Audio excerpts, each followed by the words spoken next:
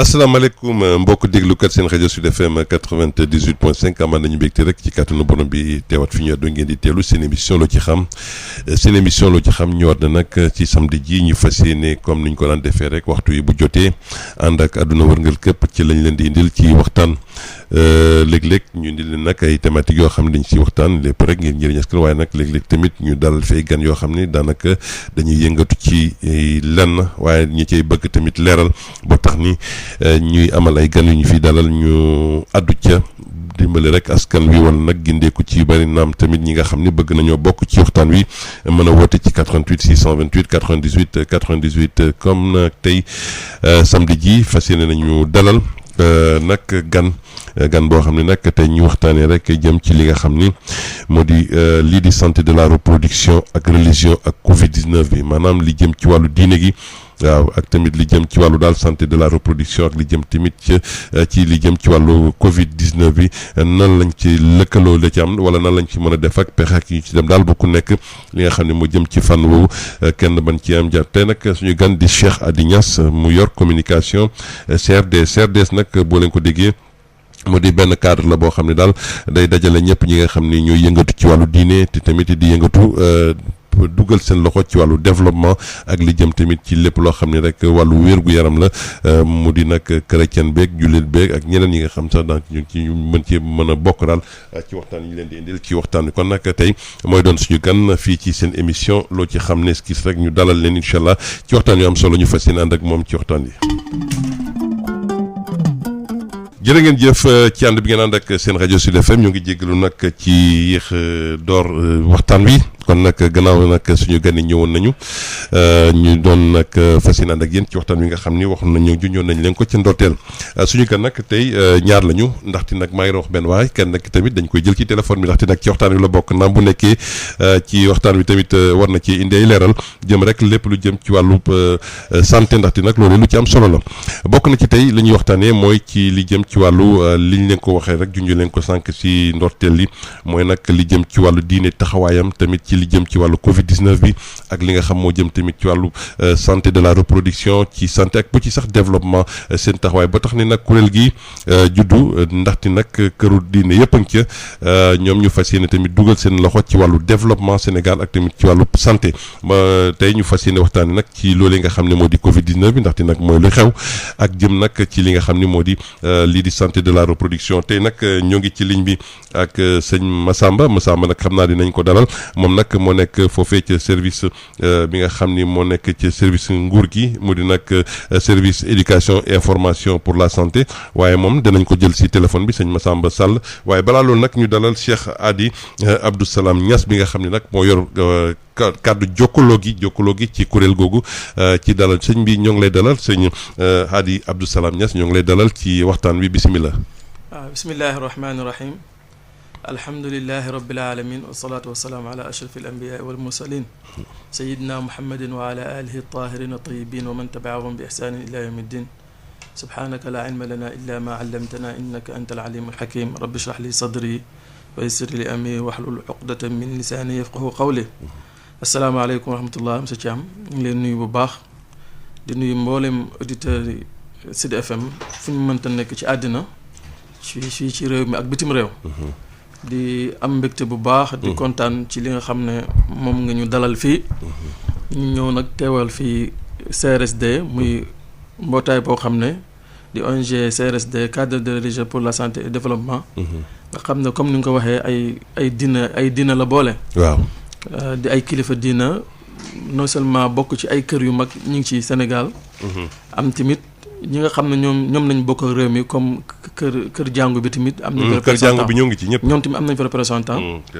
comme kon daal pasteur Adama Faye moo leen ci toogal muy membre kër goo dem rek am na kilifa goo xam ne yebal nañ ko mu teew ci njiital ki nga xam ne nag mooy sëñ Saliou Mbacké mi nga xam ne moom mooy président bi sëñ Saliou Mbacké moo jiite mbir mi doom monsieur Moustapha Bachir waaw macha Allah moom mooy président cadre bi comme Cheikh Bou Kounta mi nga xam ne tamit moom mooy vice président bi am na association yu ci bokk tamit te boo demee association imam yi Sénégal yi ay imay ulama yi ñu ngi ci boo demee association bi nga xam ne moom mooy ceinture bi te sa Iyane Thiam jiite ko soxna Aram di vice adjoint secrétaire général soxna Aram Seck moo ko fa teewal Cheikh Imam Taqiyu Kan nga xam ne moo fi teewal képp ko mooy imam ratib bu Kaolack. teewal fi képp koo xam ne mooy waa kër maam El Hadj Malick. ñun ñii ñu ngi jugee ba Kaolack Medina Baye. amiin bëri na ñoo xam ne tamit ñu ngi ci su ma lëmee dafay jël waxtu bi. dëgg la sëñ Jibril Laay. waaw teewal fi Laayeen comme ni ma ko waxee rek ñooñu ñëpp nag dañoo nekk ay cadre yoo xam ne. dañoo jàngat jamono yi tey. waaw bëri na bu ñu waxee santé. ñu bëri jug indi ci seen gis-gis. waaw. ba pare tuumaal ko lislaam te des fois gis-gis yi dafay nekk gis-gis yu waroo. ak li nga xam ne moom la doomu aadama bi war a dund ba pare am si jàmm. waaw te lislaam nag buy sosu dafa bëgg a sosu pour doomu aadama am jàmm. suñ mag ñi nga xam ne ñu ngi fi woon comme oustaz Barham Diop Cheikh Abdou Aziz Al Amin ak oustaz Moustapha Guèye doon nañ ci dox pàcc bu yaatu. daan fexe daan def ay congrès di dem teew bitim réew bu ñu defee ay congrès ñëw li nga xam ne lislaam tey daf ko dogal ci wàllu dundinu doomu aadama. tam dëppoog li nga xam ne tamit Nations Unies daf koo tëral. waaw ñu comparé ko l'islam d'accord. te bëri na ñu jël ko pour dimbalee ko askan bi lim ci d'accord tamit ñu leeral nit ñi ne lii l'islam d'accord. mais position daal mooy li nga xam ne moo di diine taxawaayam ci li nga xam ne mooy ay dogal yi ñuy jël ak yenn yi nga xam ne amal nañ ko. waaw bokk na ci yooyu ay ñuy wax ci wàllu espacement des naissances ak yeneen yi nga xam ne daanaka dañ koy yëkkati est-ce que seen kuréel gi si jotaay wala ci waxtaan di ngeen ci bàyyi xel bu baax a baax ndaxte nag yaa ngi wax tamit jàngu ji ñoo ngi ca waaye nag gis nañ ni bi ngay wax da ngay wax rek l'islam est-ce que du ñu xaw a jàpp ne dañ leen xaw a beddi tuuti si waxtaan. waaw boo gisee. tey bu ñu waxee lislaam dëgg. boo ko waxee daanaka doo uteeg jàngu bi. gis waaw parce que diina la. diine waaw diina joo xam ne la dafa jugee ci yàlla. kuréel gi diine yi daal la ëmb. waaw te xam nga waaw te xam nga diina. buñ ko waxee su fekkee ne nit ki ootee ne mi ngi ci diina bu mu mënta nekk su fekkee diina yonent yi jiitu woon la. moo xam muy juif moo xam muy chrétien. su fekkee ne diina ji moom topp na ko na mu waree. da nga gis ne li muy indi pour dundu doomu aadama du ci bëri loo xam ne dana uteeg lislaam ndax boo seetloo ñun li ñuy bañ yëpp. ci lislaam boo demee si yenn diine yi dañ koy bañ. dëgg la. boo seetloo am na yu ñuy wax borom ñaari tur yi. am na yu ñuy wax yooyu yëpp dañ si ñëw waaw incha allah danañ ci wax mais loolu yëpp boo xoolee yeneen diine yëpp dañ koy bañ. maanaam lu baax. ak lu bon. diine yëpp société bi ni muy dundee jamono jii li muy jàngal moo tax bu ñu waxee dañuy wax l'islam parce que boo xam ne inna haza la fi suhufil ula suhufi Ibrahima wa Moussa nee na alquran jii ma leen di jàngal. li ci nekk moo nekkoon ci téere yu jiitu woon. téere bu wàccoon ci yonent yàlla Ibrahima ak téere bu wàccoon ci yonent yàlla Moussa ak yeneen téere yi nga xam ne tudd ko. donc bu ñuy wax nag ñun dañuy wax ci l'islam ndax tamit li mu jàng moom lay wax. waaye ñun ñuy teew si ay séminaire ak ñoom. gis nañ ne bëriwuñ loo xam ne dañ ciy utee Abbé Jacques Seck bi nga xam ne moom mi ngi ci kuréel gi daf ciy génnee ay contribution am bëri na loo xam ne sax l'islam moo gën a oyofal moo gën a yombalal sax yeneen diine yooyu noonu ci mais si centre de la reproduction gis nañ fi ay kuréel yu bëri maanaam tant que yéen seen kuréel bi taxaw na te li ñuy def dañ leen si boole est-ce que léeg-léeg ci ñuy yëkkati ni ki mel ci wàllub espacement des naissances te léeg-léeg ñu ne yàlla def na dañuy yokk xeet ñu ne dañuy yokk xeet wi léeg-léeg ñu ne dañoo war a espacer yooyu yëpp day am ay gis-gis yoo xam day bëri wutoo yéen léeg-léeg est-ce que ñoom bu ñuy tënk dara dinañ leen woo daaj leen ci seen xalaat yéen en tant que këru diine yi. waaw loolu sax daanaka moo indi problème bi amoon fii Sénégal wala muy am ba léegi. ndax tamit nit booy koy bëgg a oo ci dara. waaw da nga koy déglu. xam nga ne sëriñ si kenn mënut a wax njaboot bi te boolewoo leen ci. dëgg la boolewoo leen ci tey booy wax social. booy wax. xam famille beeg yëpp lépp loo xam ne da nga koy wax rek. da nga ci boole sëriñ si parce que ñoom. porte de voix lañ non seulement.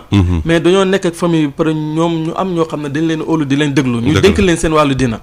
avant da ngay gis boo gisee sax yow ngay wax ni du wax espacement de naissance. boo demoon ay at ci gannaaw tey booy wax da ngay tëb rek ne planning. waaw planning familial. loolu su ma waxee su ma la mënee expliquer dëgg-dëgg damay wax ne daanaka liggéeyu CRSD. moom moo xeex loolu ba duñ tëb rek ne planning. waaw dañuy wax ne espacement de naissance wala ñu wax ci olof ne moytu neef. waaw ndax mag moo gis lu mu am xam-xam ak lu mu bañ planning. boo ñëwee ne ko moytu neef daf lay déglu. dëgg la parce que moom si jamonoom xam na ne mag ñi maam yi daan nañ utiliser li nga xam ne mooy moytu neef. bu fekkee ne boroom xam-xam la. dana xam ne l'islam nangu na moytu neef. ndax hadis yi mi nga xam ne daf koo jàng. hadis yooyu yëpp di wéral ne. xale buñ jur te neef ko. li mu koy indilee néew kàttan. donc boo ko indilee communication mu amoon problème fii Sénégal. donc sax boo waxee planning dafa am yu ëmb yu bëri. maa ngi koy wax sur contrôle des docteurs Massamba.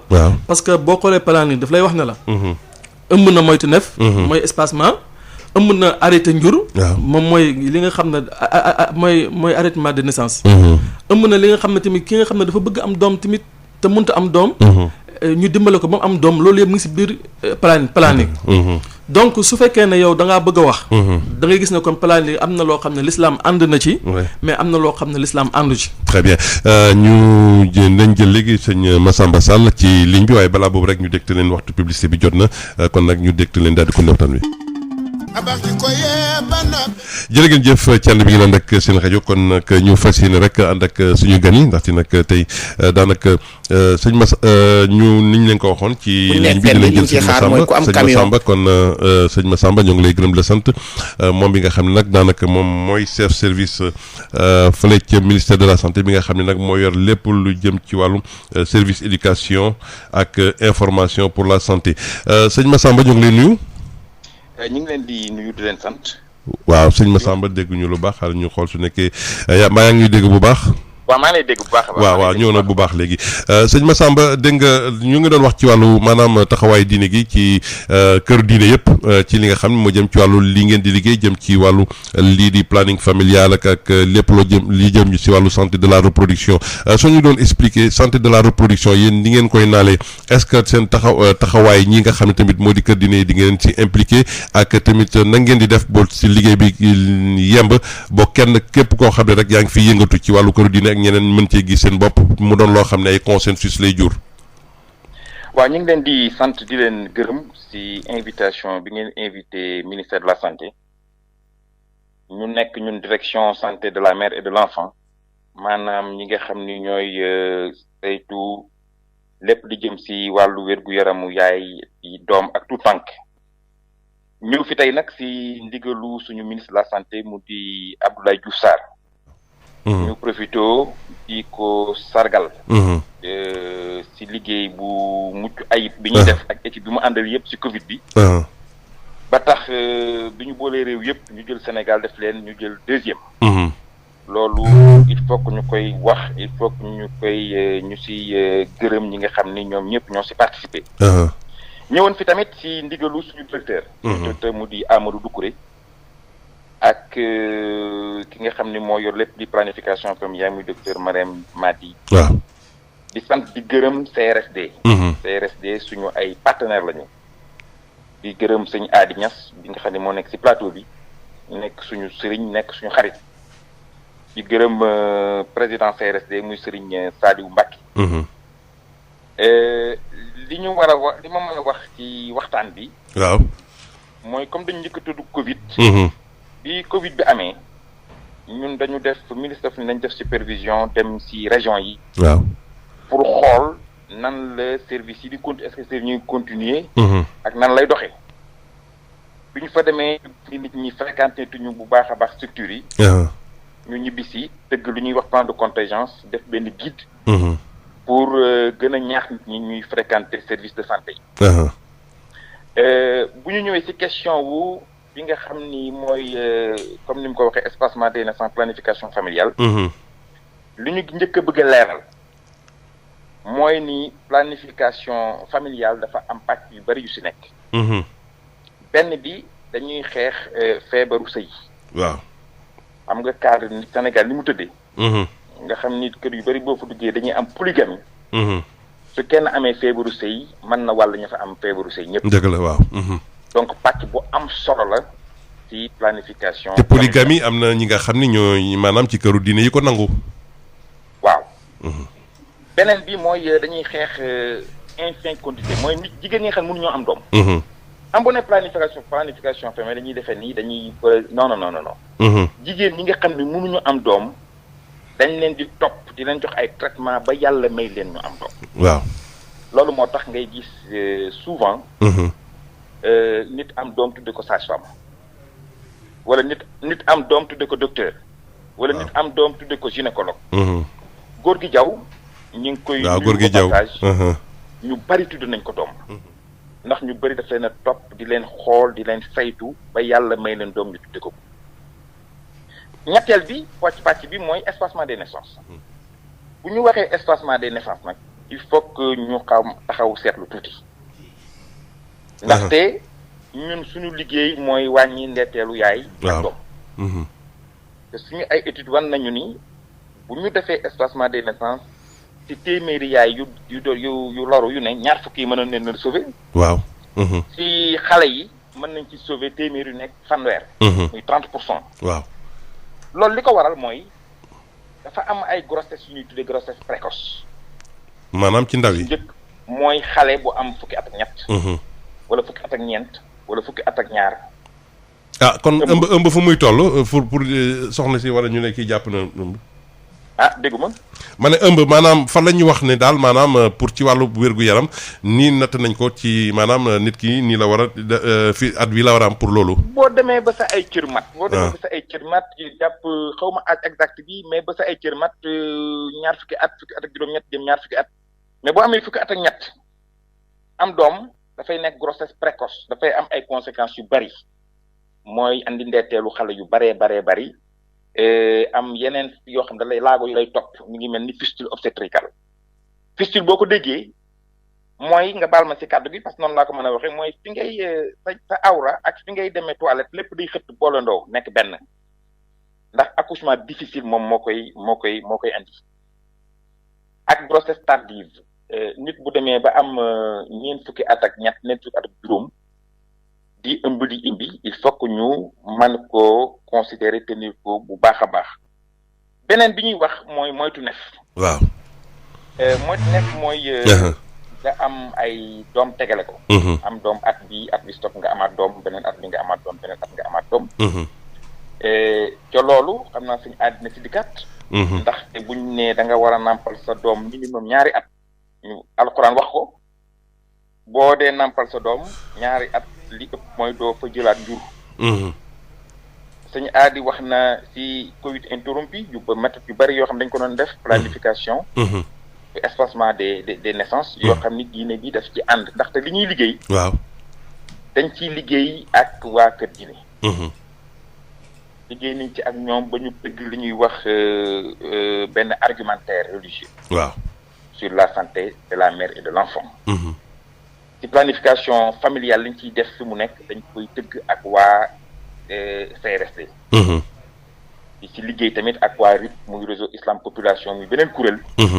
boo xam ni yaakaar naa ne sax mi ngi ci biir CRSD. lu ñuy def dañu koy def ci plan. waaw dañu koy xayma dañu koy tëgg. dañu ko dee tëgg dañuy woote. dañuy woo non seulement religieux yi mais dañuy woo société civile dañuy woo am yeneen ministères yi dañuy woo ñëpp ñu ñëw toog. ndaxte wax ji am solo ñu war ci teg baaraam mooy que ni ñun ay sénégalais lañu d'abord. waaw. sunu ay njaboot ñoo constitué Sénégal. sunu ay soxna ñoo constitué Sénégal. sunu ay sœur sunu ay yaay ñoo constitué Sénégal. ñu am mission boo xam ni mooy mission pour toppatoo wér gu yaramu sénégalais yi. donc mission boobu dañ koy def ak sincérité dañ koy def ak engagement dañ koy def ak abnégation. ba lu ci ne lu ñu war a saytu dinañ ko saytu lu ñu war a xool dinañ ko xool. mais est-ce que di ngeen jël en compte ñoom seen i préoccupation léeg-léeg ñu ne diine lii la wax te alors que yéen jàppi ngeen ni tamit loolu mën na waroo ak yooyu ngeen waxtaan ci boo am ci consensus léeg-léeg ñoom ñu def ay propositions yoo xam ne daanaka dañ koy jukki ci maanaam téere yu ñuy jëfandikoo. waaw est-ce que dina faral di am lu bari sax. parce que nit boo ko dee woo waxtaan mooy waxtaan. donc nit ki mënoo koo woo mu andi xam-xam jox la xam-xamam te doo ko jël en considération. oui. argumentaire religieux boobu ñoom ñu jox ñu. ànd nañu ak ñoom Guinée ànd nañu ak ñoom Mauritanie ànd nañu ak ñoom Niger. ànd nañu ak ñoom Maroc ak yeneen dëkk. pour partager ko donc ministère daf ko porter loolu dafa porter xam-xamu diine dafa porter xam-xamu religieux yi li ñuy tëgg tamit non seulement dañ ko siy def mais dañuy topp seen ay digal ak seen ay digle. d'accord kon dinañ ñëwaat ci yow léegi ci wàllu waxtaan wi nu mu gën a yaatoo kon sëñ Massamba ci leeral yi ci seen taxawaay ak yooyu teewul tamit dinañ gën a waxtaan ci nu mu gën a ndaxte tamit ci waxtaan wi lépp rek ci kër la jëm ndaxte nag bu ñuy wax santé dinañ wax tamit ci li nga xam ne moo jëm ci wàllu jafe-jafe jëm ci jigéen ñi violence faite aux femmes yooyu yëpp incha allah dinañ si gën a yaatal même sax imam bi incha allah war na ci mën a indi kàddoom imam ndaxte gis nga li soxna si wax am na ñoo xam ne tamit war nañ leen incha allah dalal juste rek après ñoom tamit ñu waxtaan ci ni ki mel ndaxte nag bëgg nañ tamit yow tamit balaa ñoo door ci loolu ngeen ci waaye si taxawaay boobu na ngeen gisee ni seen liggéey ci wàllu sensibilisation ak Covid bi ba loolu ngi jëm seen wàllu liggéey ndaxte nag soxna yi nga xam tamit dañoo nekk ci fànn ñu bañ a am ni ngeen ko gérer ak feebar bi daal. waaw comme ni ma la waxee rek maa ngi gërëm sëñ Massamba ci duggam bi di ko nuyu bu baax di nuyu mboolem ñi muy liggéey ak tàmbalee si DSME ak mboolem ñiy liggéey si ministre de la santé di leen gërëm tamit seen taxawaay ndax Covid bi ku gis seen taxawaay ak seen takkaay yi nga xam ne def nañ ko pour jàppale si doomu aadama yi da nga ci kontaan da nga am fierté tamit ci si ñoom da nga ko am ci réew mi maa ngi koy nuyu di ko jottali nuyu mboolem waa CRSD. waaw comme ni nga ko waxee rek l'islam moom bàyyiwul dara bu Covid bi mu commencé. CRSD ku teel a jug la booba sax defe naa ne ministère ooteegut ku teel a jug la def ay émission man mi tey def naa place yu bëri émission yoo xam ne dañ ko def ci rajo yi ci région yi fu mel ni Kaffrine Kaolack ci département yi nekk Kaolack yëpp def nañ fi ay émission yëpp ñuy sensibiliser nit ñi ci côté feebar bi ndax booba feebar bi mu jugee dafa amoon heure boo xam ne nit ñi dañ doon seet comme àdduna bi yëpp dañ doon làmbatu kenn xamul feebar bi fi mu jógee ak nu ñu def ba moytu ko làmbatu boobu tamit mu tolloog ñun ñi def ay sensibilisation donc gouvernement bi bu ñu waxee ne nañuy soriwante nañuy moytu dajaloo bi. ñu gis ne dañoo war a moytu dajaloo bi si jàkka yeeg ci marché yi. waaw mais bu ci léegi parce que yéen tamit foofu seen wàll la. waaw loolu dama ne loolu def nañ ci ay liggéey yu am solo. te boobu sax gouvernement bi ooteegut. si lañ def ay émission ci mboolem région yi. waaw. ci mboolem membre yi ku nekk jël na oto dem def ay émission pour sensibiliser nit ñi parce que l'islam bàyyiwul dara bi ñu wax ci jàkka yi ñu bëri booba sax bëgguñ ci woon a wax wala ñëmuñu ci woon a wax wala booba amuñu argument te fekk na l'islam préparé na loolu wax nañ ne ci jamono yonent bi sallallahu alayhi wa sallam mbas yi daan na am. waaw yonent bi tamit daan na am loo xam ne moom la préparé. pour ne mbas bu amee ni ñu koy moytoo gis nga bu ñu toppoon l'islam sa commencement ba. boobaa mbas mi du ñëw Sénégal. parce que yonent bi li mu waxoon ci loolu. nee na jàngoro buy wàlle. bu amee ku nekk ci dëkk boobu. bu mu dem. waaw te kenn bu mu jugee ci dëkkam tamit dem ci dëkk boobu. xam nga loolu rek saafara soo xam ne la tey. Wuhan ca Chine tey ba jàngoro ju commencé rek ñu ne benn sénégalais bu mu jugee foofu ñëw te benn nit tamit bu mu jugee Sénégal. wala mu jugee foofu noonu. dem fa yaakaar naa ne bu ñu toppoon yonent bi. feebar bi du génn foofu. moo tax l'islam nag gis nga ni mu mel noonu la mel ci mboolem loo gis. ndax l'islam li ko yëkkati rek. mooy li yàlla bëgg ci doomu aadama yi te yàlla li mu bëgg ci doomu aadama dafa rëy. maanaam doomu aadama yi sax àggaguñ ci am xalaat maanaam tey boo demee Nations Unies boo demee ñi nga xam ne ñoo amee droit de l'homme. droit de la femme droit des enfants yooyu yëpp ñu ko amee.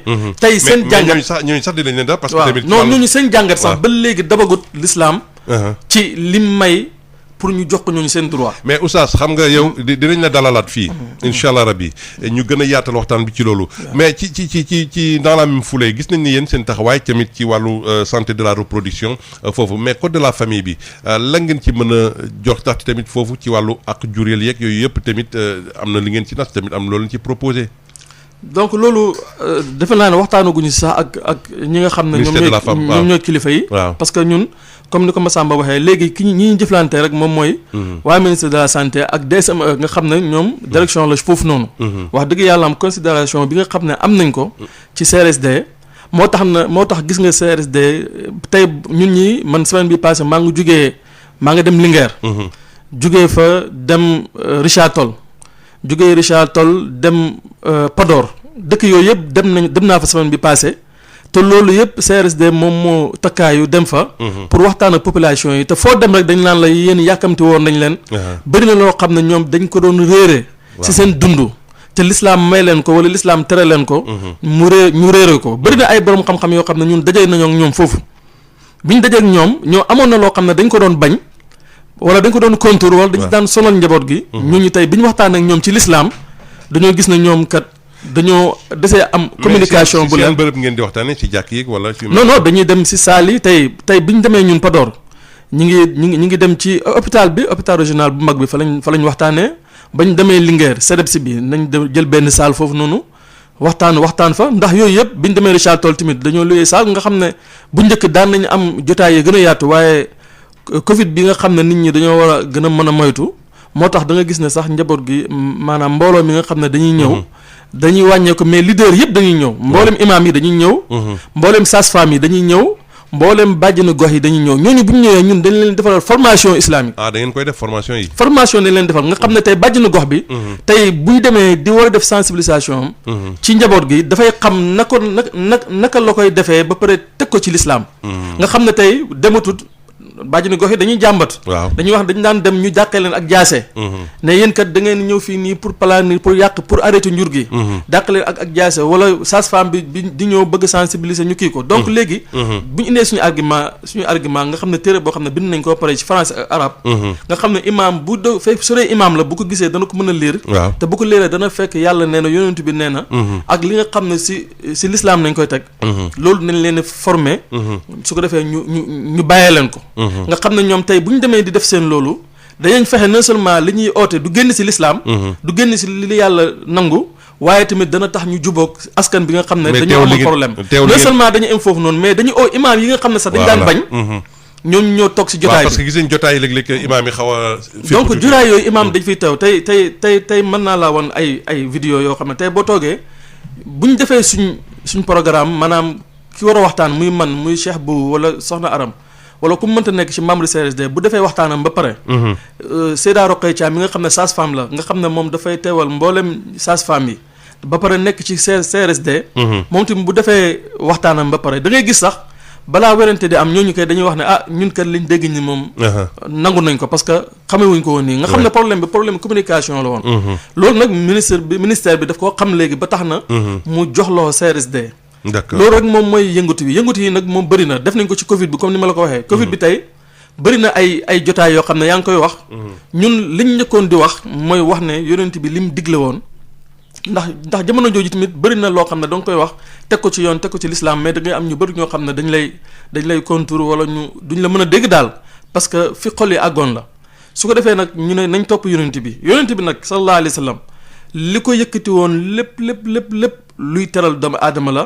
luy teral insaaniya la maanaam humaine bi nga xam ne tey ñun ñëpp dañuy wax ne dañ ciy dox nee naa la. organisation àddina bi yëpp tey àggaguñ ci niveau boobu noonu fi l'islam toll. ndax yonent sallallahu alayhi wa sallam boo gisoon ni mu respecté woon doomu aadama ci li mu respecté woon sa environnement bi. ndax moom amatoon ci doomu aadama maanaam jëlale na jigéen jëlale na doomu aadama ci boppam jëlale na xale mais environnement bi même garab sax. waaw yonent bi daf koo joxoon cër. te yooyu yëpp dafa am yoo xam ne ay maanaam. ay argument yu leer la ci l'islam tey boo demee ci xare yi nga xam ne daf ko doon def da nga dégg mi ne buñ attaqué màggat buñ attaqué jigéen buñ dagg garab loolu yëpp daf koy def rek pour nga xam ne kii li taxoon muy jug di xeexi waaw maanaam pour lor doomu aadama taxut mais ñoo xam ne dañoo bëgg a ñëw dal ci kawam yàq diinaam moo taxoon mu ñëw pour défense boppam dëgg donc yàlla ci boppam moo ñu ko wax ne dama màggal doomu aadama dëgg la monsieur Thiam tey yow président Macky Sall nga xam ne tey ci wàllu àddina ci zahir mooy poste bi gën a kawe tey bu la joxe noonu fii nga nekk Sud FM mi ne monsieur Thiam mi kat teral naa ko man jegoo naa ko sama nit la dinaa ko teral waxuma la sax mais yow mii rek sa numéro ñëpp danañ ko jéem a jël parce que xam nañ ne yow tey président bi moo la jël teg la ci peggam saka yàlla mi nga xam ne nag moom mooy borom doole yëpp d'accord moom moo wax ne wala xad karam naa bani aadama moo ne man doomu aadama man dama koo teral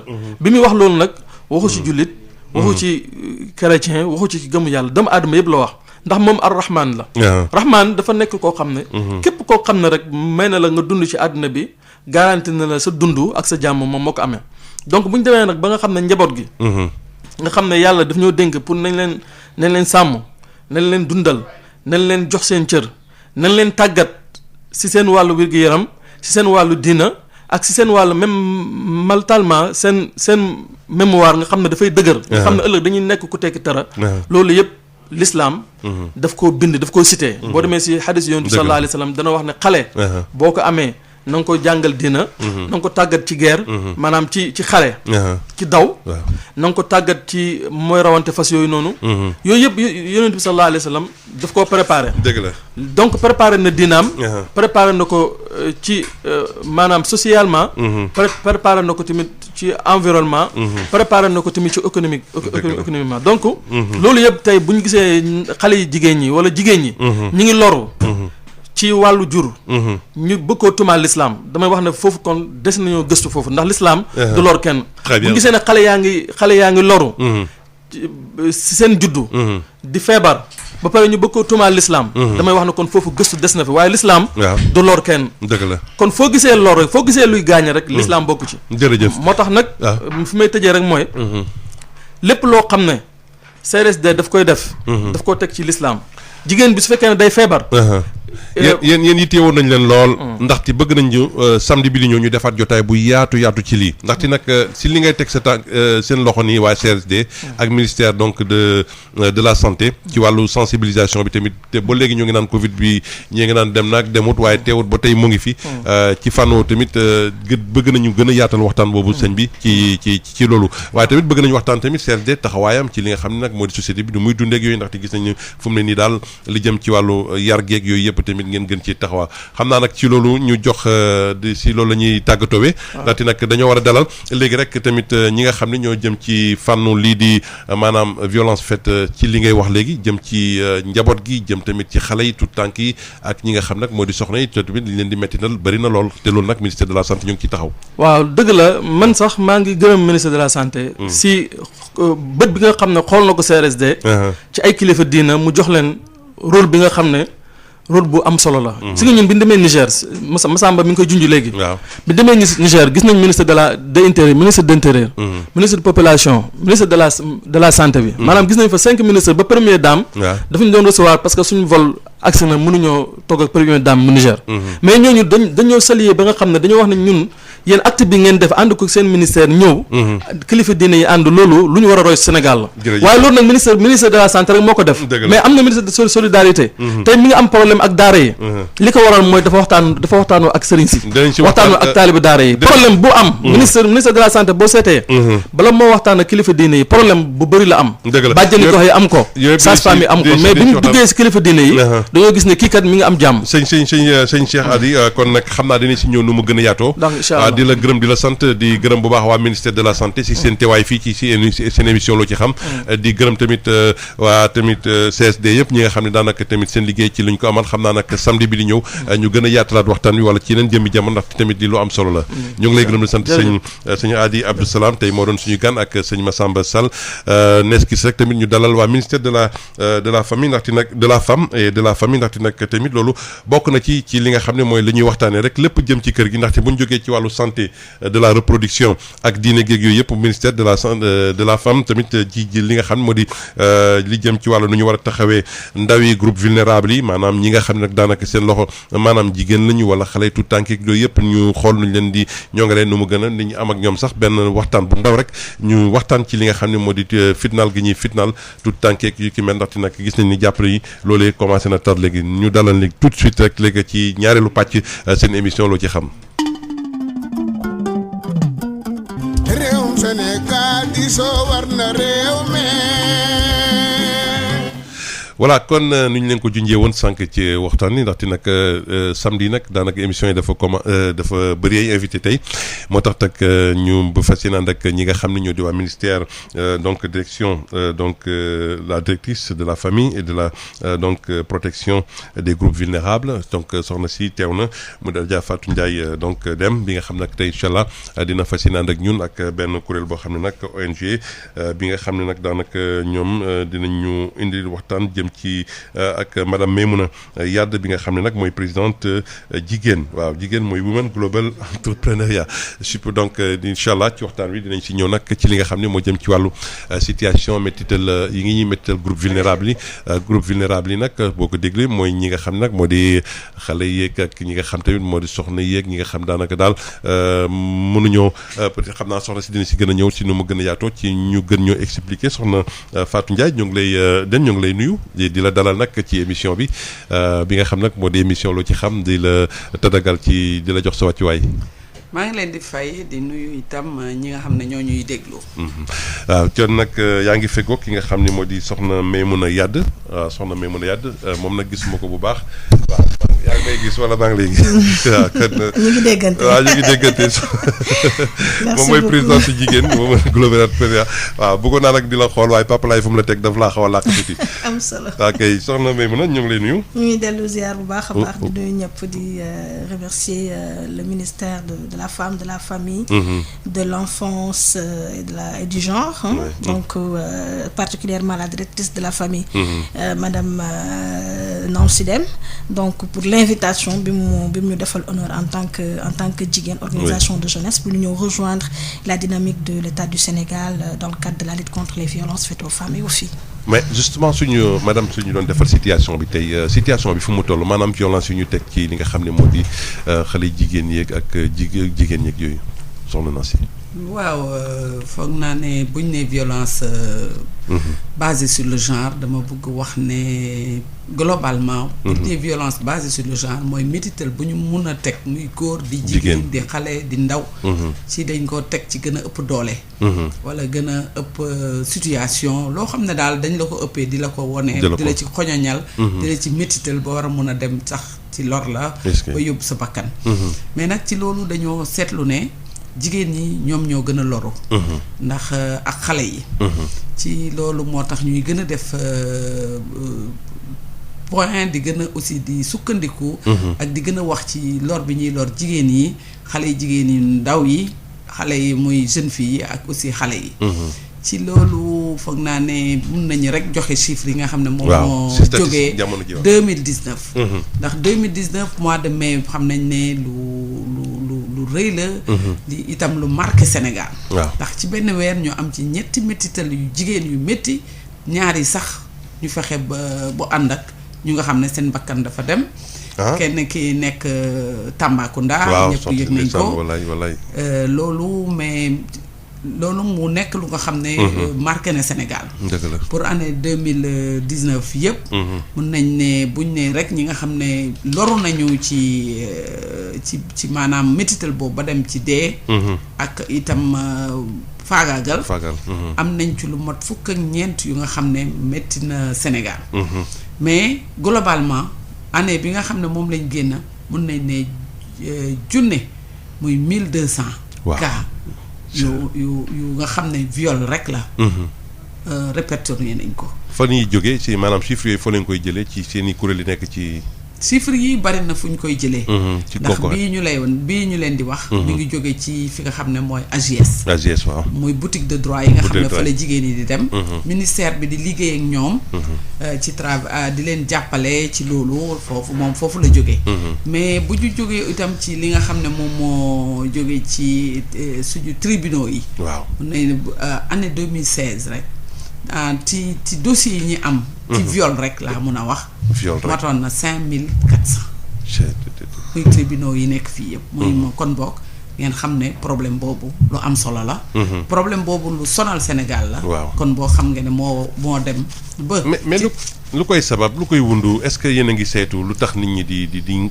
métital di xooñañal ñooñu ñi ngi koy wundu ñi ngi koy seet waaw ndax métital boobu ñuy wax violence dafa am forme yu bari waaw am na boo xam ne physique la da nga koy gis ak sa bët am na boo xam ne économique la économique boobu mën nañ ci wax benn rek mooy nga jël soxna dugal ko sa kër doo ko dundal njaboot gi boobu moom mi ngi ci am na loo xam ne tamit moo gën a sew moo gën a métti bu nga ko yor dundal ko mais doo ko may jàmm bu ñuy wax psychologique waaw boobu moo gën a sew te boobu daf koy détruire di ko yàq boobu muy kii am na boo xam ne tamit sexuel la maanaam mu nekk ci diggante góor ak jigéen.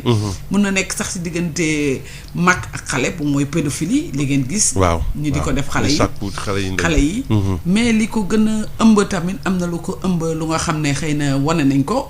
mooy xëy na am na changement ci ni ñuy dëkkee. ndax ni ñu daan dëkkee avant changé na. mais am na itam lu nga xam ne moo am solo. ndax xale bi nga xam ne day dund ak ay waajuram di gis métit bi ñuy teg yaayam. wala di ko teg papam. bu màggee loolu lay teg lu normal. dëgg la mu di ko def am ñoo xam ne dañ jël violence yooyu teg ko lu normal. mais am na itam beneen fànn bu nga xam ne un peu ñàkk bi dina doon. ñàkk bi ci ñaari côté yëpp de. waaw kii métital. waaw ak ki nga xam ne moom la ñuy métti. xol bay tàng muy métital wala. laa ñàkk moo tax xam nga ñàkk déjà benn rek. noonu nañ ko wax noonu la ñàkk nga xalaat ne da nga ñàkk liggéey loolu damay agressé. waa nit moo wala leneen wala damay sonal wala damay kii am na du ma ko am loolu. ci ñàkk boobu nag ñun li waral li féetee sax ci jigéen yi. gannaaw ba ñu ko saytoo ba pare ñun ministère de la femme. dañ ciy liggéey lu bëri pour yokk jigéen ñi.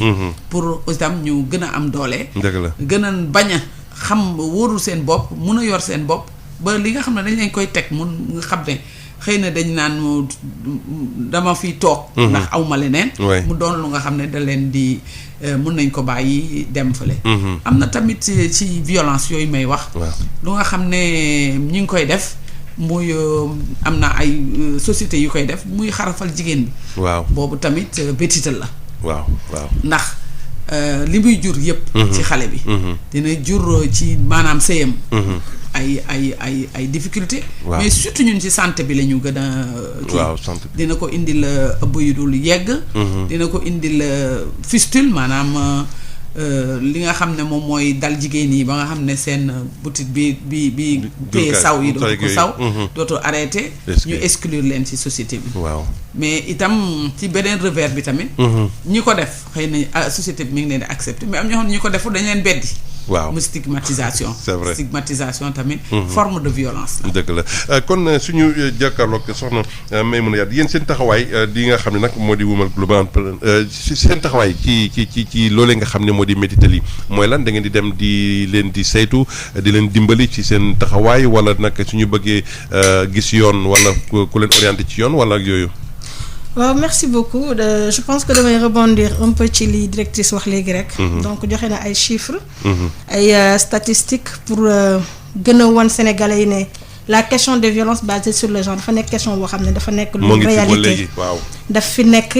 donc par rapport ak postulat bi nga xam ne nit ñi ñu ngi ne oui les femmes ont énormément de droits et que jox nañ leen seen droit dans la société et que mu nekk au niveau de la religion un peu partout. N'empêche loolu yëpp am na c'est vrai.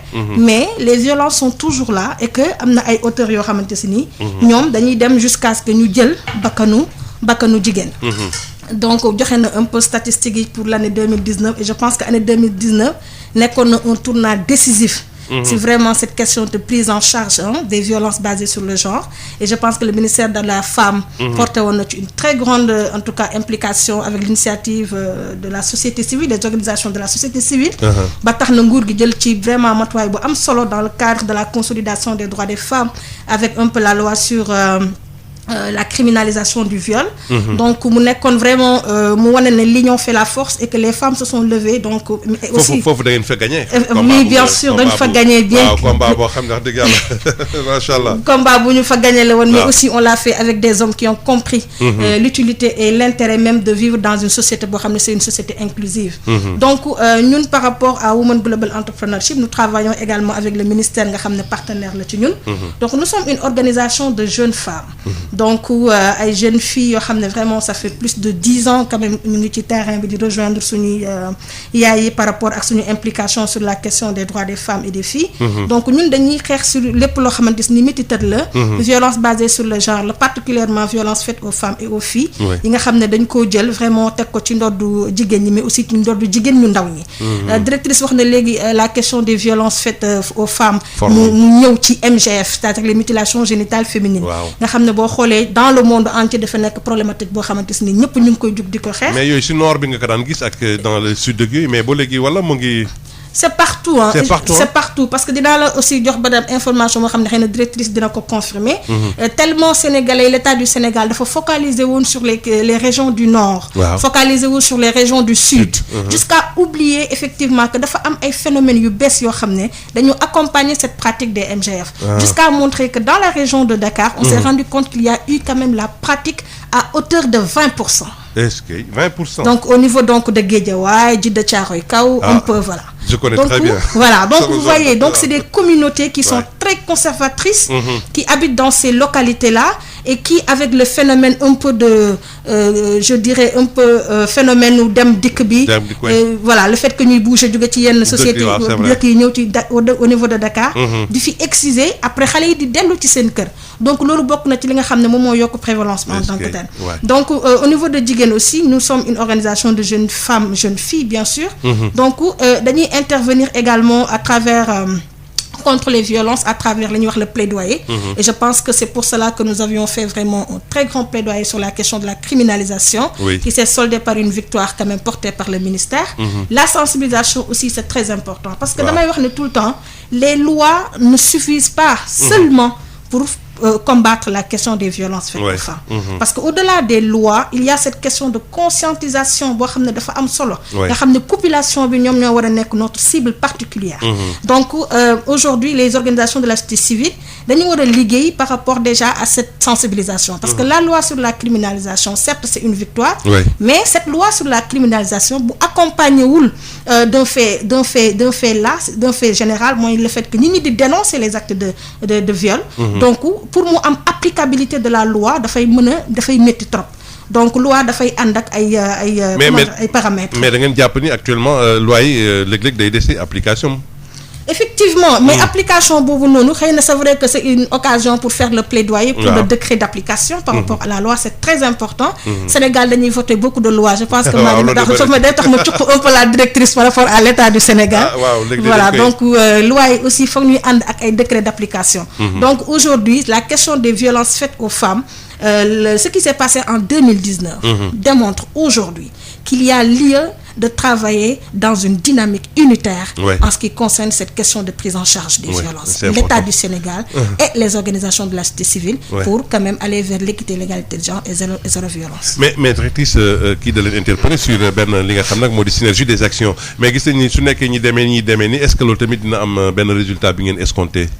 waaw loolu gëwuma ne dina am ci lii. waaw parce que ndax foog naa ne benn say la ñu doon. pour mun a jot loi bi. ci loolu ñu ci rafetlu taxawaayu président de la République. mën nañu wax ndax moo ko initié en conseil des ministres. en novembre. mu promulgué ko en janvier 2020. ci bés boobu mu koy promulgué. ci la jox mandat. mission plutôt au ministère de la femme. ñu vulgariser loi bi. Non seulement ñu vulgariser ko mu joxewaat beneen mission. mooy nañu fexe ci Sénégal li fi amagul maanaam am na yu nga xam ne nekk nañ fi mais nekkuñu à 100% ni ñu ko buggee. ñu am ay makkaan yu nga xam ne nit ku am violence boo demee boo fa duggee di nga fa fekk lépp. di nga fekk la faj. di nga fekk ki la déglu. boo soxlaa police bi judiciaire di nga fekk ki nga xam ne loi bi la yore. di nga fekk ki nga xam ne moom moo yore sa defaraatu xel li ñuy wax psychologue yooyu. nga am fa itam possibilité bu fekkee ne da ngaa nekk ci milieu boo xam ne mënaguñ la accepter. nga toog fa ay diir ñu yor la fa. ñu pare nag teg ci ne kooku nga xam ne xëy na loolu dal na ko. war nañ ko mën a wutal lu nga xam ne tamit su fa génnee dina mën a yor boppam muy réinsertion sociale centre yooyu yëpp ñu ngi ciy liggéey. mais les centres d'accueil déjà day jafe-jafe la parce que gis nañu centre d'accueil déggoo ma ne la ni ñu ko buggee ba léegi bu am loolu yëpp amagu fi. parce que gis nañu ay Monassuserio waaw ñooñu ñëpp xam nga amaguñu yooyu. amaguñu man type bi nga xam ne moom laa la wax. te Sénégal bëgg ko. mais liggéey bu rëy mi ngi ci depuis janvier bi ñu ngi ciy liggéey. di suñu ay partenaires te xalaat dañ ne bu ci yàlla àndee fi lekk ay diir dinañ ko am Sénégal. mais prise en charge psychologique parce que ñi mettital léeg-léeg dañuy mais trauma boobu. prise en charge psychologique bi. dafa am solo. gannaaw bi ñuy jëlee ba yeneen prise en charge yi njëkk yëpp. ci loolu fan naa ne def nañ keroog benn émission. indi benn psychologue muy madame Khayra Thiam wax ci. wax étape yi nga xam ne moom la ñuy liggéeyee. mais li ñun bu doon suñu sago nit ñi duñu dem ba yegg foofu. waaw prévention bi daal mu na gën a am. li ñuy wax itam mooy loi boobu bañ ko amee 2020. ñëpp gis nañ ne muy janvier. waaw ci weer woowu rek foog naa am na ñaar xaw ma ñetti. waaw cas mais cas yooyu gis ngeen ne. dañ ko dugal justice. appliquer les peines.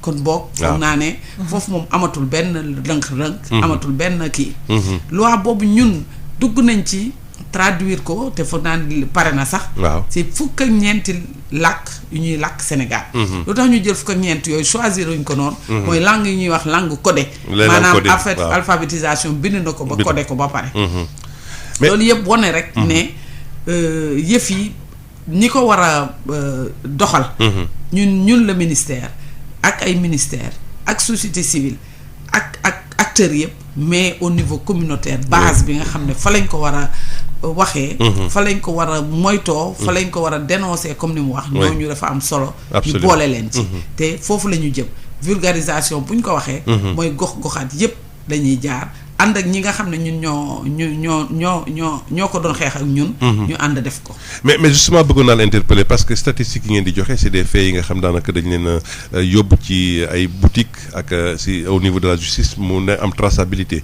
mais am na phénomène boo xam ne am na nëppali dans les maisons de trucs comme ça. loolu mooy problème fépp nag. waay parce que violence mu dafa am problème yu xam ne fii sax Sénégal.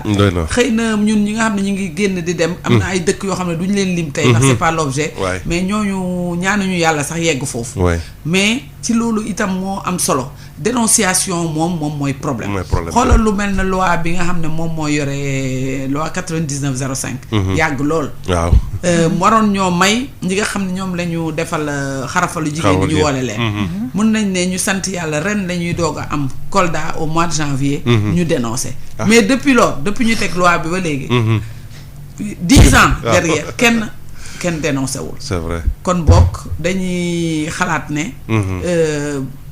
rôle boobu société bi war a jouer. nit ñi nga xam ne parce que dañuy xalaat ne ñoom seen bopp la ñuy xalaat. waaw mais xalaatuñu ki ko dal. c'est vrai. loolu moom la ñu bëgg ñu wëlbatiku. di xalaat ñi nga xam ne moom dal. parce que ñi nga xam ne ñoom ñooy def ñaawteef yooyu. dafa baax ñu leen di dénoncer. teg leen loxo. dafa baax ndax am gis nga da ngay dégg barki démb yaa ngi dégg ñu naan en série 40 élèves am 50 c'est grave ça benn bi bu ko defoon ñu dénoncé ko duñu yegg si foofu dëgg la kon boog maal boobu ñuy teg xale yi maal boobu ñuy teg société parce que duñ ne xale boobu ñuy def noonu moom mooy l'adulte de demain kon boog moom mooy société bi buñ neen dañu xalaat dañuy seen xel nañ ko teg ci xale boobu ñuy yàqal addinaam jigéen boobu ñuy yàqal addinaam wala jigéen bi toll woon fii ñu di ko def dara muy delluwaat ginnaaw ak góor gi tamit parce que duñ ne toujours jigéen yi rek mais am na góor yi nga xam ne tam ñi ngi subir lu nga xam ne mais justement ci loolu itam mun naa wax beneen violence bu nga xam ne góor ñi laal leen tuuti nag ci góor ñi góor ñi wax nañ ko ci lañ bokk am na tam violence bu nga xam ne tamit dañ ko war a di wax ndax teg xale bu ndaw tamit nga xam ne de place am mooy dans sa famille ñu génne ko jox la ko pour nga jàngal ko ñu teg ko ci kaw tali bi mendicité c'est une forme de violence bu nga xam ne grave la boobu tamit nañu buñ ne violence rek nañu xam ne boobu tam violence la waaw c'est vrai mais foofu na ngeen def parce que gis nañ ni actuellement defoon ngeen ci ay pexe pour le delloo ñenn ñi ak ñi nga xam ne bëggoon nañu dellu mais foofu tamit gis nañu tamit y a un retour en amont bu nga xam ni setwaat nañ ko c'est vrai que mbedd Dakar yu bëri raxasoon nañ leen ak bu ci banlieue bi mais gisaat nañ ni donc phénomène qui revient waaw xam nga ku nekk da ngay teg stratégie bu nga xam ne da nga bëgg mu gën a inclusive ndax loolu dañu toog waxtaan ak ñoom ne leen léegi dañu bëgg volontairement nga ne damay dellu waaw volontaire c'est volontaire waaw forcé wuñu woon kenn lu dul ñi nga xam ne dañ leen fekk ci ay dëkkuwaay yu nga xam ne waaw buñ ko wone woon tey jii ku nekk dina kii dëgg la ñooñu la ñu ne indi leen ñii ñu dugal leen fenn en attendant ñu régler leen ngeen dem ci loolu la te recrute volontaire boobu dafa amoon accompagnement léegi nag ñun njort nañ ne xëy na ña ñu delloo janga fa ba léegi ndax itam ñoo ko sàkk woon voilà léegi phénomène bu nga xam ne la tamit je pense que peut-être du objet fii dama ci cof noonu rek mais bu leen intéressé mun nañu woo ministère bi mu ñëw ay ñi nga xam ne ñoo ko war a wax ñu nga fa te gis ngeen ne ministre toujours mu wax ci mais xam leen ne xeexuñu l'islam xeexuñu daara mais dañu bugg xale bi nga xam ne moom lañu yaakaar mu yor suba Sénégal mu doon xale ba war dëgg la jërëjëf madame Deme nga xam nag mooy directrice de la famille et de la protection des groupes vulnérables tamit fekk ki nga xam ne moo di madame Maymouna Yade bi nga xam ne moo jiite jigéen ONG boobu nag seen taxawaay ci nee na nag ñoom ay kuréelu jeunes filles lañu di sensibiliser nit ñi ci loolu mais ci kaw situation bi ni ki mel est-ce que ci phénomène boobu nga tegoon sa loxo moo di nag mutilation yooyu ngi ñu doon wax waaye tamit am na yeneen yi nga xam ni gën nañ koo nemmeeku mu di nag violence conjugale yooyu ci jëm mais foofu tamit est-ce que yan stratégie ngeen teg pour que tamit ngeen toucher famille yi ndax ci loolu tamit gis nañ ni phénomène bu doy waar la bu ci sax ci table tribunal bi nee nañu daanaka lu ci ëpp ci loolu tamit bokk na ca. waaw effectivement je pense que bu ñu waxee les questions des mutilations génitales féminines c'est un aspect très important ci wàllu violence basée sur le genre mais xam nga tey dafa am ay violence yoo xamante si nii dafay impliquer pour man ñaari type de violence mooy les violences physiques et les violences psychologiques mooy ces questions de violence conjugale je pense que li ëpp solo mooy que ñu xam ne par exemple tey au niveau des familles dafa am cette question de violence bi nga xamante ni dañ koo teg ci dans un système boo xam ne daf fi yàgg en fait de telle sorte que aujourd'hui dafa métti sax pour que jigéen bi nga xam ne dafa nekk ci wàllu néegu sëyam di vivre yenn violence yi et que moom mu mën a am la possibilité et la responsabilité par exemple de se lever muñ gi en fait de se lever et dire effectivement que lii may dund ce n'est ni religieux ni juridique mais c'est juste culturel mais c'est culturel dans un sens où dafay dem ci li nga xamante si ni dafay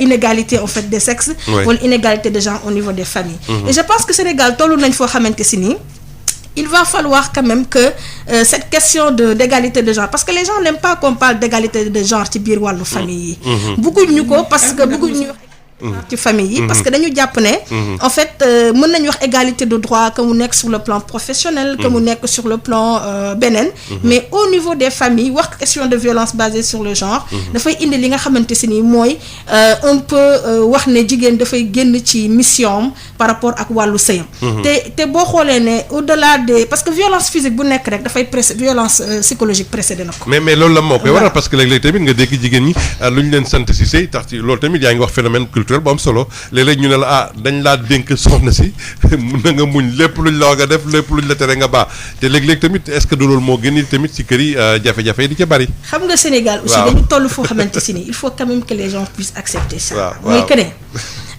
gis nga la question des violences basées sur le genre dafa am aspect bu rëy dafa am aspect bu rëy aspect boo xamante si ni mooy un peu li ñuy wax aspect tout ce qui est construction sociale parce que nag dafa am lu bëri loo xamante si ni comme li may bëgg di ko rappeler dans plusieurs émissions mooy que ne dans la famille dans le ménage on donne énormément de devoirs aux femmes et on ne rappelle pas aux hommes leurs droits leur devoir autant pour moi mooy lan voilà maanaam na leer foofu ci wàllu olof xam nga ci wàllu olof ni ma ko mënee wax mooy ci biir néegu sëy bi lañ naan jigéen moom même l'accomplissement de la progéniture en fait c'est-à-dire le fait que doom bi war a mën a tekki ñàkk bañ a mën a tekki war a mën a baax ñàkk bañ a war a mën a baax ci ndoddu ko jigéen ki la nekk waaw le fait que déjà kër gi am jàmm wala kër gi bañ a am jàmm ci ndoddu ko jigéen ki la war a mën a nekk c'est-à-dire ci biir famille bi tout ce qui nga xam ne moo war a dem ci le fait que le bien-être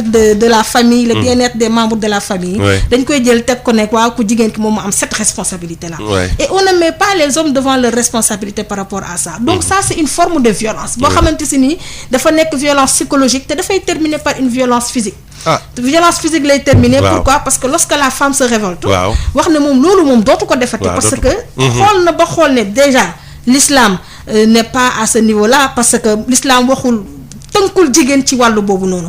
te pourtant on nous donne toujours des exemples que ci yonent bi la ñu war a jël exemple et tout ça mais yonent bi tey lépp loo xamante ni sallallahu alayhi wa sallam war na defal na ko jabaram lépp am na lu bëri rootal na ko toggal na ko luggali na ko marché xam nga voilà donc pourquoi les hommes au Sénégal di ne ñoom ci yonent bi la ñuy roy ba pare du ñu togg du ñu raxas du ñu dem marché loolu c'est quoi en fait waaw doy na waar parce que foofu tamit madame Deme la dégg ci bëgg àddu. Voilà, donc après on va dire que les féministes donc sont venus au Sénégal pour vraiment unifier cette question-là. Mais c'est vrai parce que ñu ngi wax loolu.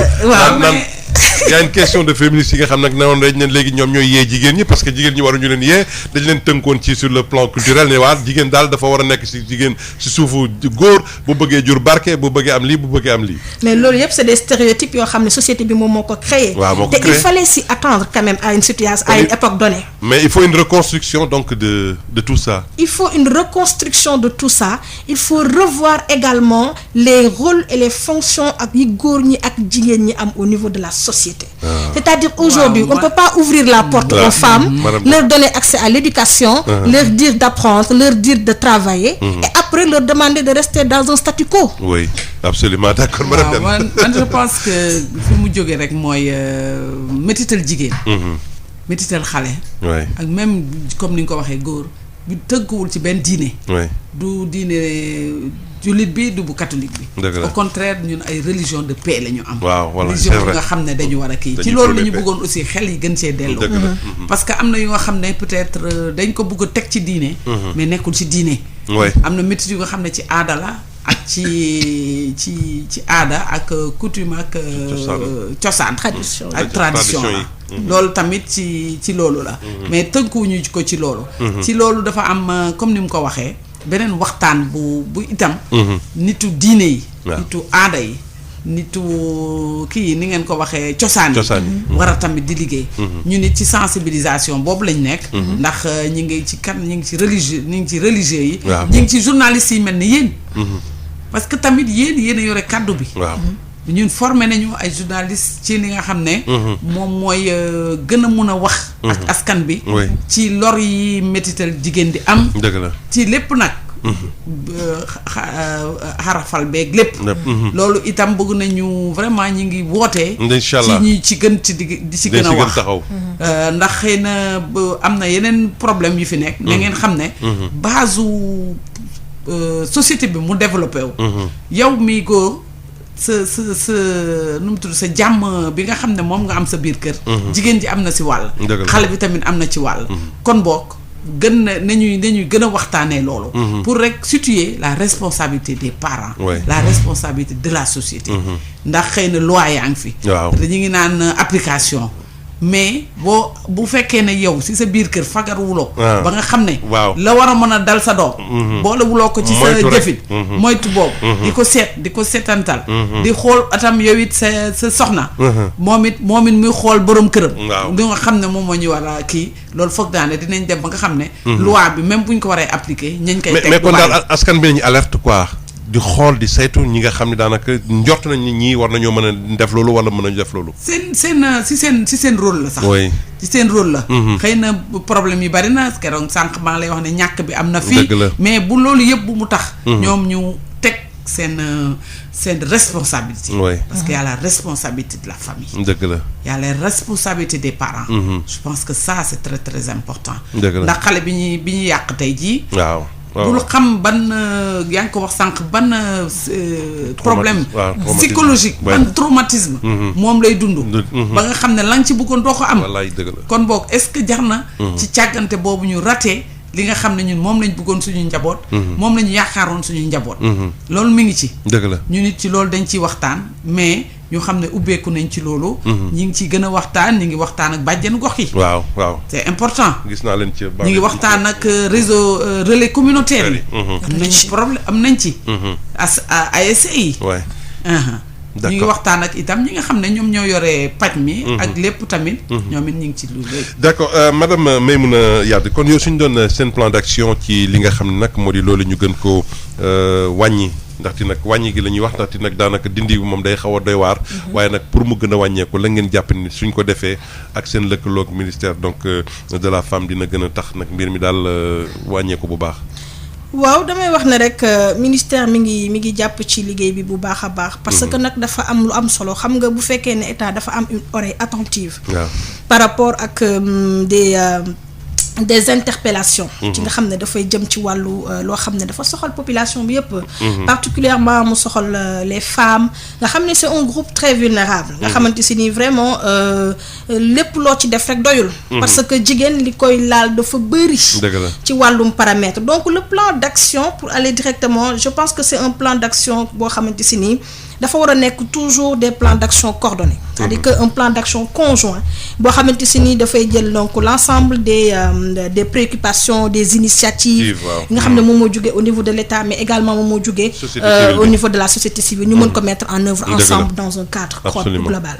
Au-delà de ça également dafa am lu am solo mooy que ni chaque société civile aussi bari na parce que organisation yi ku ci nekk da nga am sa cible particulière te aussi il faut quand même ñu accorder une place particulière importante à la jeune génération. C'est-à-dire tey ce travail-là que nos mamans ont débuté depuis quand même plus de 60 ans sur cette question de prise en charge des droits des femmes dafa war a nekk loo xamante si ni dafa war a am un peu li ñuy wax un cachet indélébile. Cachet indélébile boobu noonu dañ ko war a intégrer en tant que jeune génération. Intégrer ko comment intégrer ko en faisant focus un peu sur tout ce qui est bonne pratique nga xamante si ni vraiment am nañ ko. parce que ku xam ministère de la femme parce que xëy na peut-être yàgguma juddu. mais xam na dama teel a fréquenter les ministères de la femme et les organisations de femmes donc tànnaan si vraiment. il y a vraiment une collaboration entre le ministère et les organisations de femmes loolu dafa yàgg en fait. parce que bi ñuy doog a dugg ci question des droits des femmes loolu la ñu fi fekk en fait. d'accord mais moom mu ngi def liggéeyam donc avec la société civile. bien sûr dans le travail je le dis bien sûr parce qu'il y a déjà un plan peut-être dina ko wax benn feuille de route sur vraiment la question de l'enfance loolu defe naa ne lu am solo la benn feuille de route bu am solo boo xam ne defe naa ne ñu ngi koy waaj a mettre en œuvre loolu yëpp dafay wane ne aujourd'hui dafa am benn réorientation stratégique par rapport à l'intervention sur un peu ces questions de prise en charge donc loolu yëpp ci plan d'action la bokk parce que loolu yëpp dafay impliquer un peu cette question boo xamante ni question bu essentielle la mooy question wu un peu voir nan la ñuy def pour que ministère aussi muy état du Sénégal dans le cadre de la mise en œuvre des politiques publiques comment intégrer les différentes parties de la société les différents acteurs et les jeunes quand même dañuy constituer une partie importante par rapport à ça donc peut-être ce sera un plaidoyer ci côté directrice de la famille pour wax ne encore une fois il faut accompagner les organisations de jeunes filles dans la formalisation vraiment de leurs initiatives et de leurs actions parce que loolu bokk na ci li nga xam ne dafay contribuer gën a gëgëral l'action du gouvernement. voilà loolu moom jarul sax nga si poser question mën nañ ci tontu ndax dans le cadre de la coordination de la synergie des actions dafa am un comité technique national bu ñu teg comité technique national boobu moom mooy saytu di liggéey ci ñaari problématiques yi muy xarafal jigéen yi ak violence basée sur le genre yëpp dañ teg comité technique national bu nga xam ne ministre moo ko jiite ñun direction de la famille yore secrétariat avec tous les acteurs composantes yëpp mooy société civile mu ngi noonu ñëpp ci bokk c'est très bien partenaires yi sax ñuy joxe ñi nga xam ñooy indi seen ndimbal dañuy joxe ma fàttali ci partenaires yi ñun émission bii ñuy def UNFPA moo ñu ko yombalal ñu di ko ci sant di ko ci gërëm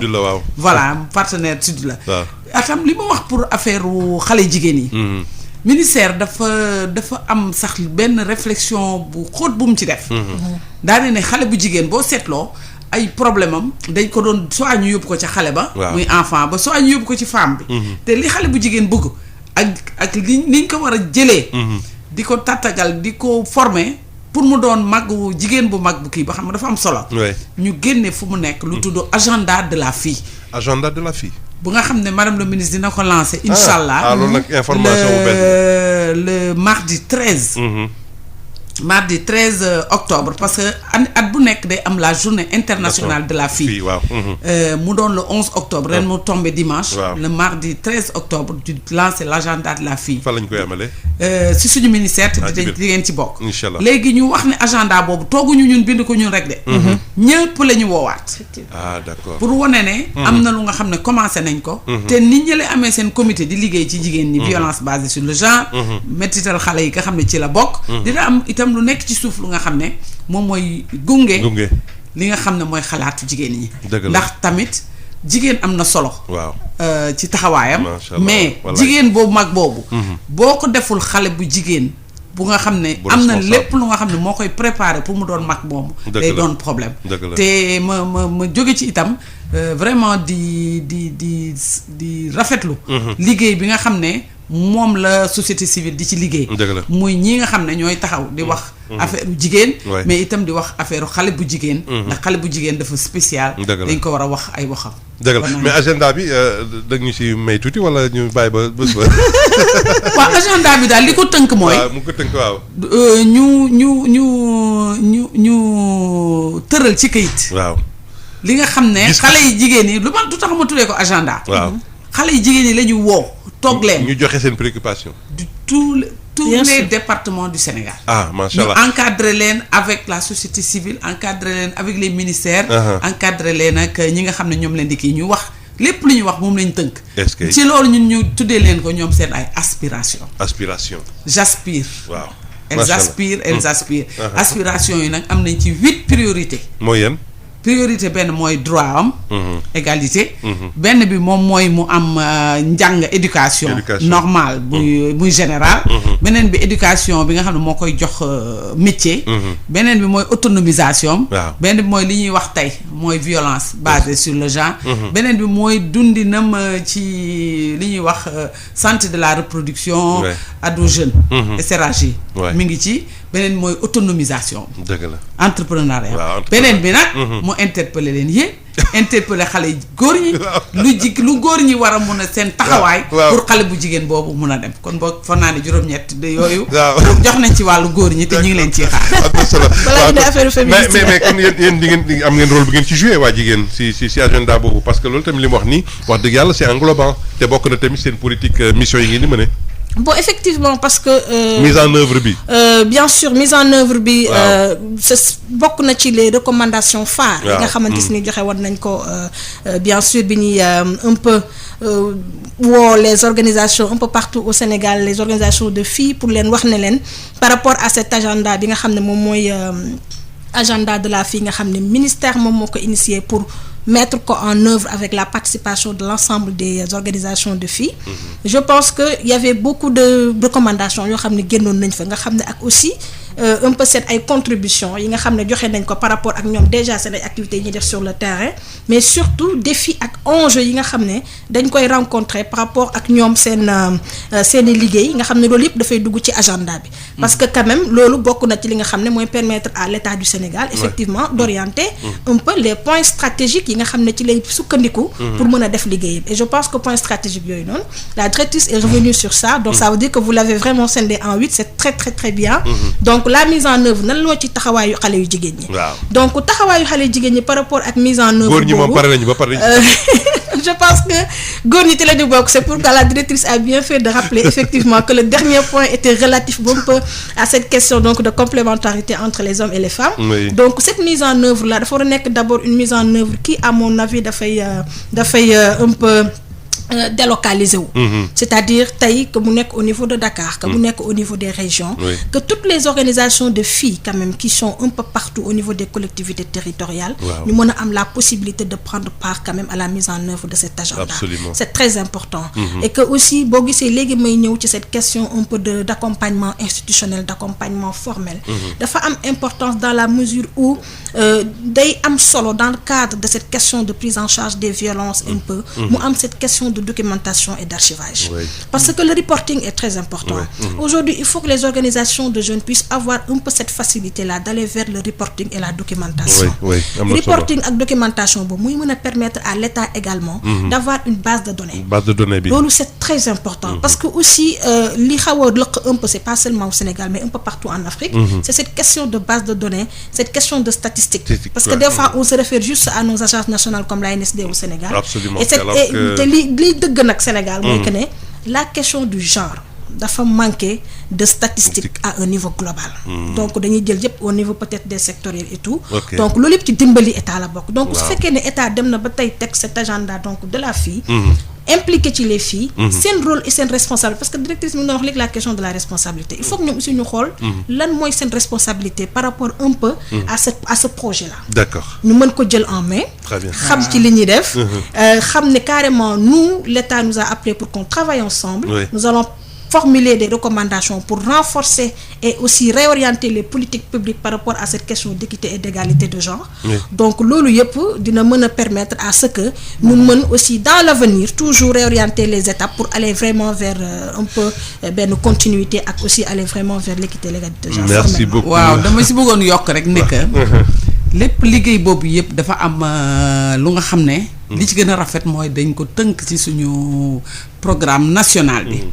muy le programme national du Sénégal. Oui. muy le plan Sénégal émergent. Notamment en son acte 3. Axe 3 bi. mooy ëmb loolu yëpp. te loolu moo ëmb li nga xam ne moom la jigéen war a am. mais ëmb itam lan la état war a defal jigéen. ak pour mu am ñu am la réalisation de nos objectifs de développement durable. kon boog mun nañ ne. ñi ngi ci comme ni mu ko waxee di développer la politique publique du Sénégal mais itam di ko defee ni nga xamee ne noonu lañ ko réfléchir te noonu lañ ko tëralee. ñoo ngi lay gërëm di sant madame Deme wax ñu dëgg yàlla leen di kontaan nañu gërëm, bu baax yéen it di ci leen leeral ni sant. waaw leeral yi am na solo ci loolu di gërëm bu baax tamit soxna Maimouna Yade du te xam naa yeneen i jëmi jamono ñu gën a xóotalaat waxtaan bi ci li nga xam ne nag mu raxti lii problématique bi incha allah rabbi ñëpp ci war a dugal seen loxo incha allah. jërëjëf kon merci di leen dig daje incha allah samedi bi di ñëw bu leen toxal seen déglu soxna Issa Niang dina fi teew ak ay ganam ci li nga xam ne nag moo di émission bu leen OMVS dégtal